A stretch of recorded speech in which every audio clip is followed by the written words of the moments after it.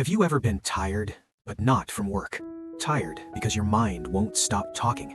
Because no matter how quiet the room is, your thoughts are louder? David wasn't tired because he worked too much. He was tired because his mind wouldn't shut up. Not during meetings, not during dinner, not even at 2 a.m. staring at the ceiling.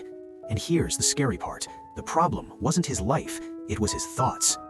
Every morning his brain attacked him. Did I embarrass myself yesterday? What if I fail this project? Why is everyone moving ahead and I'm stuck? His body sat still at his desk, but inside, it was louder than a crowded market. He tried music, he tried scrolling, he tried pretending he didn't care, but the more he tried to escape his thoughts, the tighter they wrapped around him. One night, while cleaning his shelf, he found something strange, an old folded paper, a map. At the top, 3 faded words, the Temple of Silence. And for the first time in years, he felt hope. But here's what he didn't expect. The journey to silence would make the noise louder first. The next morning, David followed the map. As he walked away from the city, traffic faded, trees whispered, the air changed. But something strange happened. His backpack felt heavier with every step. It wasn't full of bricks, just water, a notebook, some food. Yet his shoulders burned, and then it hit him. The weight wasn't in the bag, it was in his head.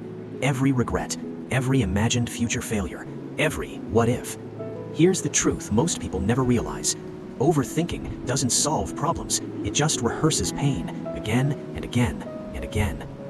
When he finally reached the temple, there was no chanting, no grand ceremony, just one old man sweeping leaves. And what that man did next changed everything. David told him everything. "I can't stop thinking," he said. "My mind is full all the time." The old man nodded. Then he poured tea into David's cup. It filled, reached the brim, and kept going. The tea spilled over, onto the table, onto David's hand. "Stop, it's full," David said. The old man looked at him calmly. "Like this cup, you are full. Full of yesterday, full of tomorrow, full of things that haven't even happened. How can peace enter if there is no space left?" Silence. Heavy, honest, unavoidable. You don't need to stop thinking. You need to stop holding every thought. Thoughts are visitors. You've turned them into permanent residents. That evening, as David walked down the mountain, his thoughts came back. But something was different. What if this feeling doesn't last? His mind whispered. This time, he didn't fight it. He didn't argue. He simply noticed it. "I see you," he said quietly in his mind, "but I'm not going with you." And like a cloud with nowhere to stay, the thought passed. Peace wasn't at the top of the mountain. It wasn't inside the temple. It wasn't with the old man.